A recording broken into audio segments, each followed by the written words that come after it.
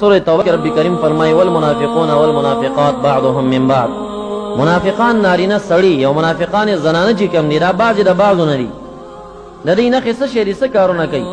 یامرون بالمنکر وینهون عن المعروف. غلط عقیده به خلکو ته امرونه کوي نر او ښځې او د سمې عقیدې او د نیکو کارونه به خلک کړي. خو بل به څه چل کوي. نسوا الله فنسیهم. دوی خدای تعالی یاد ویستلی د خدای تعالی ذکر بنه کوي. نسو ذکر الله فنسیهم دوی چې رب کریم یاد ایستلی دی.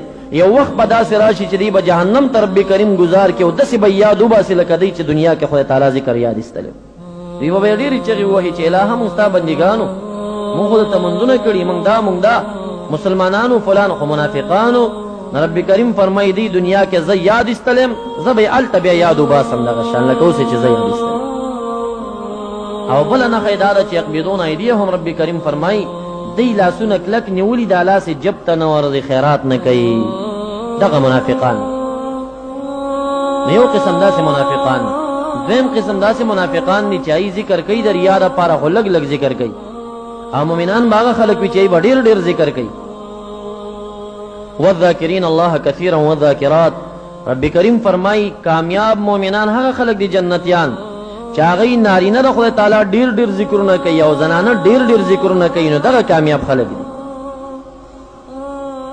او منافقانو باره کې فرمایي د شپږمې سپارې په آخري کې ولا یذکرون الله الا قلیلا غالبا پنځمه سپارې اخر.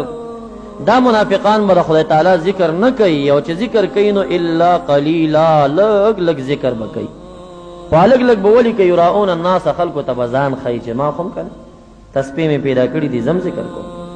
نور به په حقیقت کې دې ته بدعت او ناروا وي او د دې نه به دی منکر وي خو د ریا دپاره به کله لږ لږ ذکر کوي د خلکو د دوکې دپاره. نو دویم قسم داسې منافقان. او دریم قسم منافقان چې کوم دی هغه دا دي چې هغوی خپل هم ذکر نه کوي لږ هم نه کوي ډېر هم نه کوي او لا الټا د ذکر والا ته لیوني وي او د ذکر والا ته ریاکار وي. چا چې ذاکرانو ته لیوني وي او ذاکرانو ته ریاکار وي نو نبی اکرم صلی الله علیه وسلم فرمایي دغه خلک منافقان دي.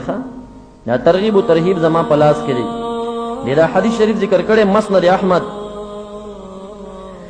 دریم جلد آتش شپېتمه صفحه کې دا روایت ذکر کړی دی او ابو یعلا ابن حبان په خپل صحیح کې هم ذکر کړی دی او حاکم په مستدرک کې ذکر کړی صحیح الاسناد ورته ویلی دی.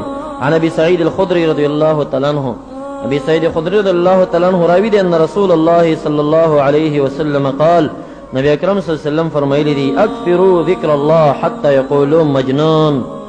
دومره د خدای تعالی ذکرونه وکئ چې دا منافقان او خلک تاسو ته لیوني ووایي. دومره ذکرونه تاسو